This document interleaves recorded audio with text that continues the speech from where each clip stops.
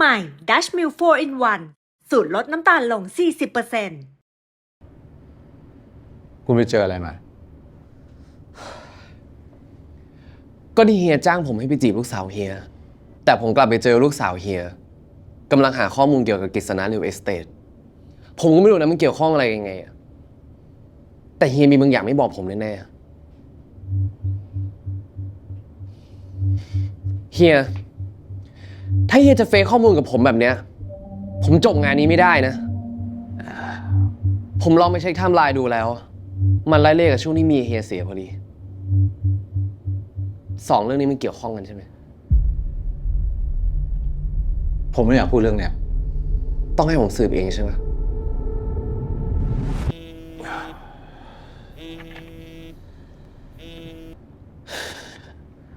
กุจจีมีอะไรด่วนเปล่าคุยกับซันอยู่งั้นก็เอาไว้ที่หลังก็ได้ค่ะเฮียแต่เฮียถ้ามีอะไรต้องบอกซันน่ะเฮียก็บอกไปเถอะค่ะสุดท้ายก็เพื่อลูกของเฮียเอง ต้องใช่ไหมที่พูดมาเนี่ย ไม่ต้องค่ะแต่คิดว่าควรพูดเตือนสติเฮียแค่นี้นะคะ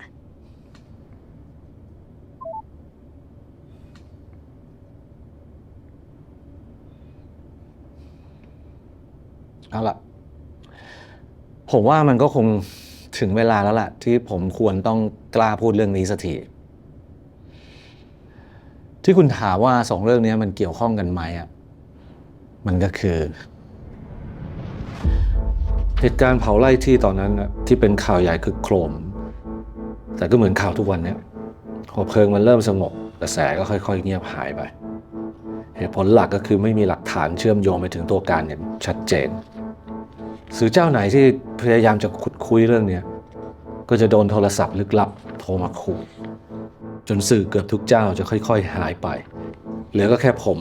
กับพรณภาที่ยังอยู่หลักฐานสำคัญทั้งนั้นเลยนะเนี่ยคุณไม่ดีใจเหรอเอามาจากไหนอ่ะก็แหล่งข่าวคนในกฤษณะ Real Estate เขาบอกมีหลักฐานสำคัญอีกเยอะเลยนะถ้าเรารับรองความปลอดภัยให้เขาได้แล้วคุณไปได้มาได้ยังไงไอ้แหล่งข่าวคนนี้ก็คนกลางติดต่อมาจะมาถามอะไรให้มันเยอะแยะที่ฉันคุยกับคุณอยู่เนี่ยคือเราต้องติดตามผลของมันต่างหากถ้าข้อมูลที่ถูกแฉออกไปนะไอ้พวกกัดกินสังคมอย่างกฤษณะ Real Estate มันพังยับแน่นอนก็รอเอาหลักฐานส่งให้ตำรวจกันแล้วกันโอเค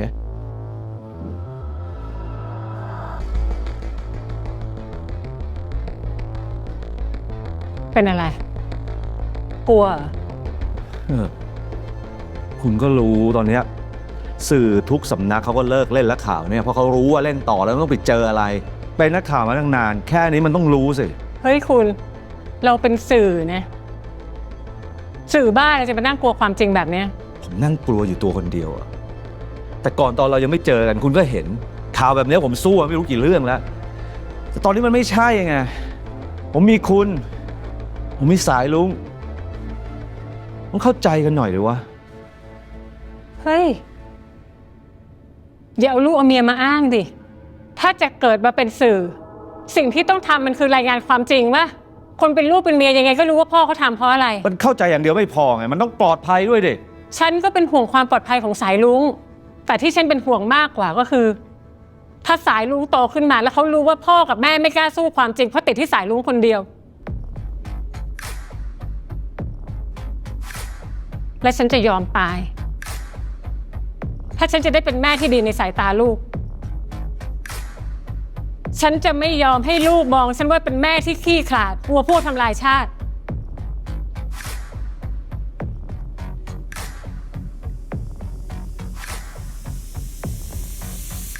ได้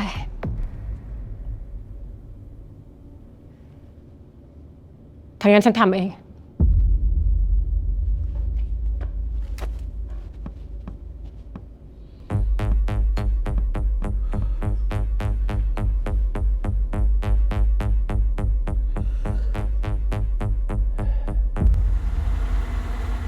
พ่อคะเดี๋ยวนี้ทำไมแม่กลับดึกจังคะก็แค่ช่วงนี้แหละนั่นรถคุณแม่นี่คะคุณแม่จะไปไหนน่ะ พ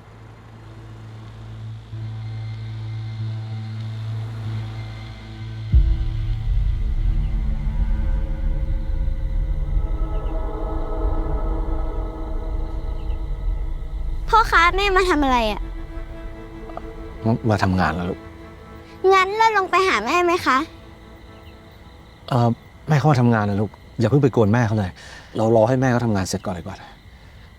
เอามาเซอร์ไพรส์อะ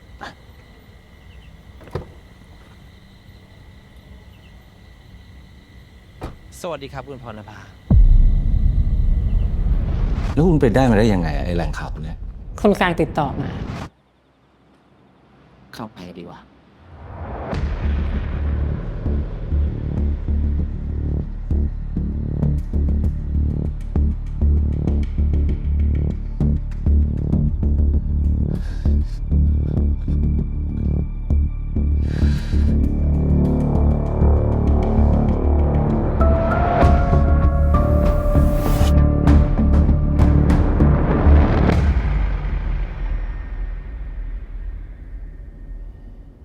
ผมเข้าใจดี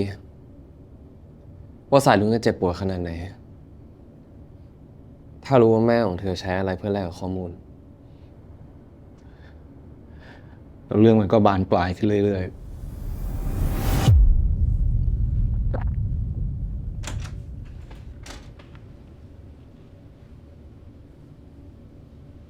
มานั่งทำอะไรมืดๆเนี่ยป่านนี้ยังไม่นอนอีกเหรอ ๆ นอนยังไม่ได้ เรามีเรื่องต้องคุยกัน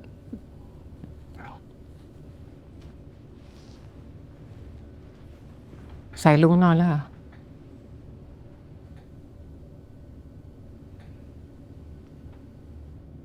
ถ้าคิดจะให้ฉันหยุดทำข่าวเรื่องเผาไร่ที่เนี่ย ฉันตั้งใจแล้วว่าจะต้องทำ เพราะฉะนั้นอย่ามาเสียเวลาคุยเรื่องนี้เลย ผมอยากรู้มากกว่า ว่าคุณได้หลักฐานสำคัญนั้นมาได้ยังไง คุณไปโรงแรมกันมาทำไม เดี๋ยวนี้เปลี่ยนมาสะกดรอยตามฉันแล้วแทนที่จะช่วยกันแฉความจริงกลับกลายเป็นไม่ไว้ใจกันซะอย่างนั้นน่ะ อยากได้ความไว้ใจอ่ะ ผมเห็นคุณกับผู้ชายอื่นคาตา ไอ้นั่นใช่ไหมแหล่งข่าวที่ให้ข้อมูลสำคัญกับคุณอ่ะ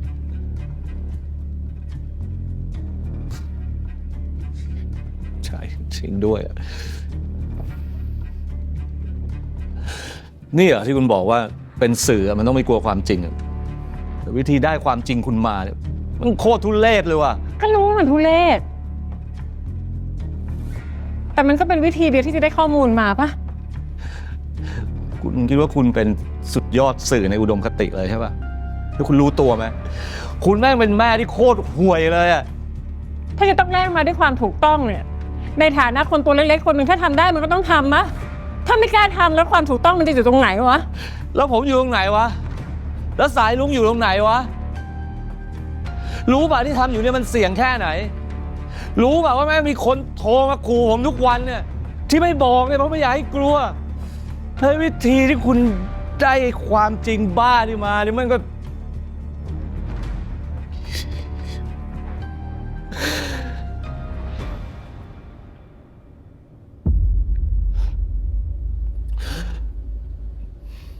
เอาละผมจะให้โอกาสคุณอีกทีนึงนะ คุณหยุดตามเรื่องนี้ แล้วก็หยุดติดต่อไอ้แหล่งข่าวนั้นด้วย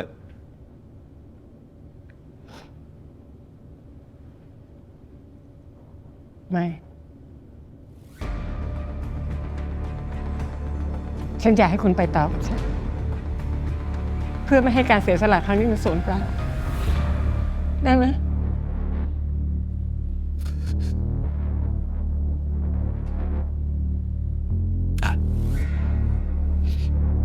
ถ้าไม่หยุดก็อย่าหวังจะได้เห็นหน้าลูกอีก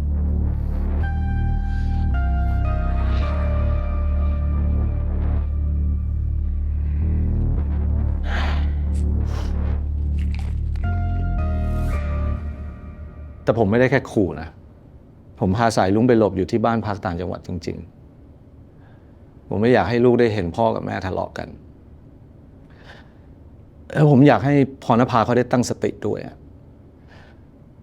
เพราะเรื่องที่สำคัญที่สุดคือลูก ไม่ใช่งาน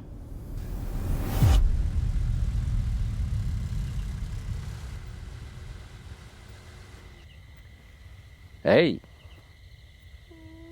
เย้ ถึงบ้านแล้ว ทำไมพ่อต้องพาหนูออกไปที่อื่นทุกทีเลยคะเพราะพ่อทะเลาะกับแม่เหรอ เอางี้ พ่อให้สัญญา ต่อไปนี้ คุณพ่อกับคุณแม่จะไม่ทะเลาะกันอีกแล้ว สัญญา ไป โอเค ไม่ต้องวิ่งระวัง แม่คะแฟนหนูกลับมาแล้ว แม่คะคุณแม่หลับเหรอคะ